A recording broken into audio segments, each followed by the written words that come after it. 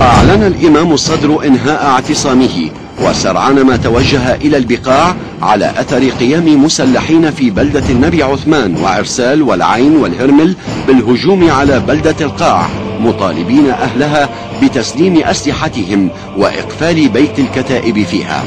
هنا وجه الإمام الصدر نداءه الشهير: إنني أقول لكم أخيرا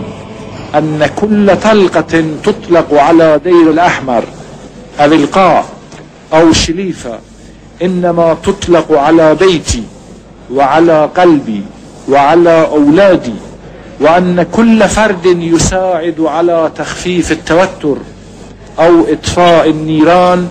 إنما يساهم في إبعاد النار عني وعن بيتي وعن محرابي ومنبري. إنما أقول لكم ذلك